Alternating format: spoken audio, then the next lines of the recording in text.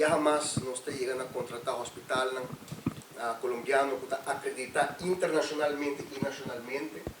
Hospital de tremendo buena calidad que se garantiza nos asegurado en un momento que cuido na aruba mes por favor na país exterior. Colombia é o nosso primeiro país de preferência, e nós podemos garantizar que nós recebemos o melhor trato possível na Colômbia.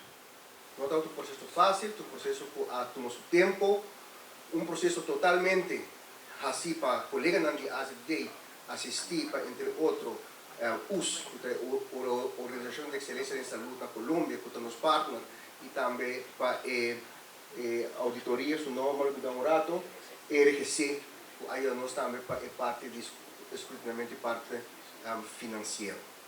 Nós também temos um processo para cada bom e a veces por anunciar que nós vamos firmar el contrato aquí.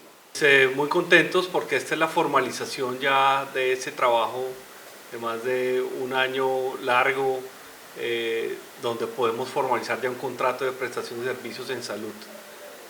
La idea es prestarle servicios a toda la comunidad de Aruba de alta y mediana complejidad, y es bien gratificante para nosotros. Lo que pretendemos, digamos, con este acuerdo de colaboración es atender a más de 600 pacientes en el año, sobre todo en esas patologías de cardiología, de pediatría y de medicina, digamos, de mediana y alta complejidad.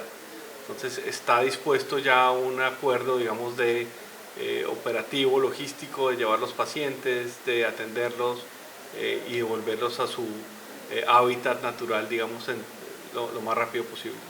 Primero, somos un hospital de alta calidad, somos acreditados por Joint Commission, tenemos acreditación también nacional, y sobre eso, digamos, se prestan todos los servicios.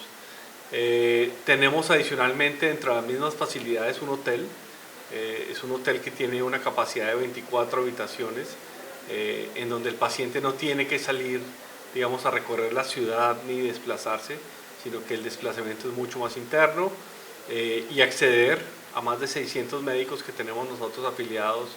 Este es un hospital de alrededor de 350 camas, con unidades de cuidado intensivo y con toda la última tecnología disponible para los pacientes. Entonces, la idea es que accedan a todos estos servicios, nuevamente con una buena experiencia y con una alta tecnología en salud.